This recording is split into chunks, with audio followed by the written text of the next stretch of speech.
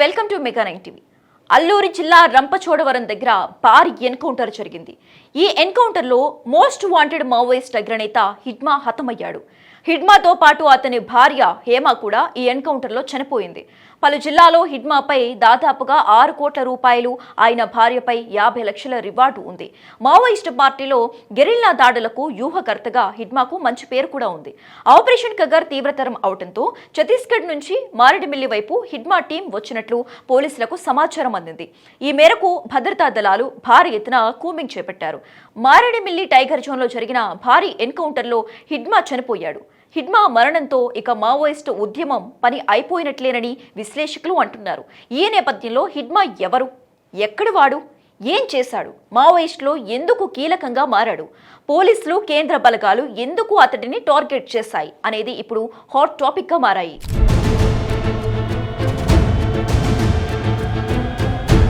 హిడ్మా ఈ పేరు వినటం తప్పితే ఇప్పటి వరకు అతన్ని ఎవరూ ప్రత్యక్షంగా చూడలేదు.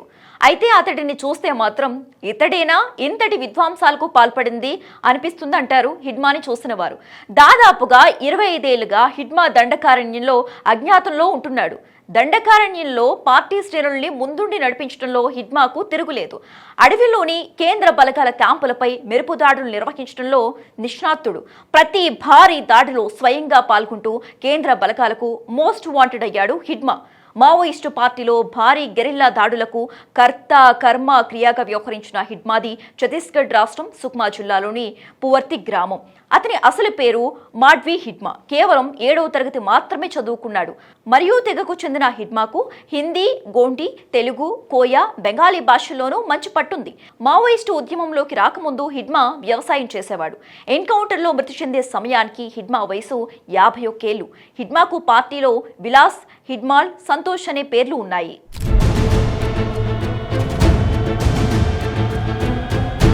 1996లో హిడ్మా మావోయిస్టు పార్టీలో చేరాడు. అప్పుడు అతడి వయసు 17 సంవత్సరాలు. హిడ్మాది మృదు స్వభావం. అతను పెద్దగా ఎవరితో మాట్లాడేవాడు కాదు. ఏవైనా కొత్త విషయాలు నేర్చుకోవాలంటే మాత్రం బాగా ఆసక్తి చూపిస్తాడు. ఈ క్రమంలోనే మావోయిస్టు పార్టీతో కలిసి పనిచేసిన ఒక అధ్యాపకుడి ద్వారా ఇంగ్లీష్ కూడా నేర్చుకున్నాడు. తన మాతృభాష కాకపోయినా హిందీని నేర్చుకున్నాడు. 2000 సంవత్సరంలో హిడ్మాను మావోయిస్టులు ఆయుధాల తయారీ విభాగంలో వేశారు. అక్కడ ఆయుధాల తయారీతో పాటు మరమ్మతులు కూడా చేసేవాడు. గ్రానేడ్లు, లాంచర్లు స్థానికంగా తయారు చేసేవాడు. 2001-2002 ప్రాంతంలో దక్షిణ బస్తర్ జిల్లా ప్లటూన్ విభాగంలో ఎదిగాడు. తర్వాత మావోయిస్టు సాయుధ విభాగం పీపుల్స్ లిబరేషన్ గెరిల్లా ఆర్మీలో చేరాడు. 2001 నుంచి 2007 వరకు హిడ్మా సాధారణ మావోయిస్టు పార్టీ సభ్యుడిగానే ఉన్నాడు. కానీ సల్వాజూడం ఎదుగుదల హిడ్మాను మరింత యాక్టివ్ చేసింది.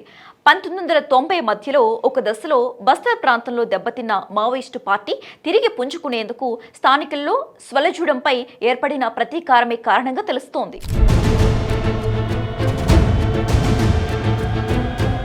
2007 సంవత్సరం మార్చి నెలలో ఉర్పల్ మెట్ట ప్రాంతంలో పోలీసులపై దాడి జరిగింది. ఈ దాడికి హిడ్మా నాయకత్వం వహించాడు. ఈ ప్రమాదంలో 24 మంది సిఆర్పీఎఫ్ పోలీసులు చనిపోయారు. సాధారణంగా మావోయిస్టులు మందు పాత్రల మీద డిపెండ్ అవుతారు. కానీ ఫస్ట్ టైం ఆ ప్రాంతంలో ఆయుధాలతో తలపడ్డారు. మావోయిస్టులను మందు పాత్రల నుంచి తుపాకీల వైపు మళ్లించడంలో హిడ్మా కీలక పాత్ర పోషించాడు. అదే కాదు, 2008 నుంచి 2009 ప్రాంతంలో మావోయిస్టు పార్టీ ఏర్పాటు చేసిన ఫస్ట్ బెటాలియన్కు కమాండర్ అయ్యాడు హిడ్మా. ఈ బెటాలియన్ బస్తర్ ప్రాంతంలో చాలా యాక్టివ్గా ఉండేది. 2011 దండకారణ్యం స్పెషల్ జోనల్ కమిటీలో హిడ్మా మెంబర్ అయ్యాడు.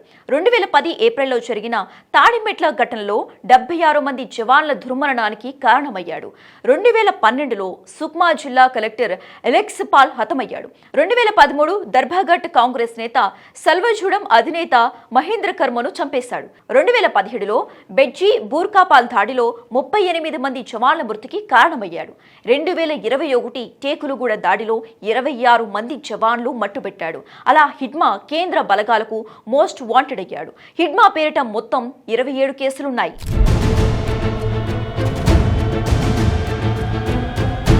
వాస్తవంగా హిడ్మా నేరుగా తుపాకులు పేల్చేది చాలా తక్కువ.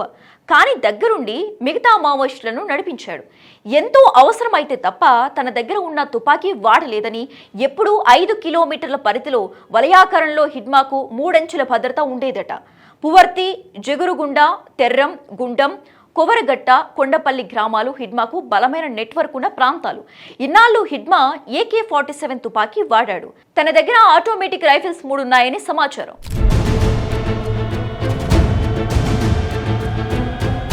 ప్రస్తుతం DKSZC కార్యదర్శిగా కేంద్ర కమిటీ సభ్యుడిగా ఉన్నాడు హిడ్మా.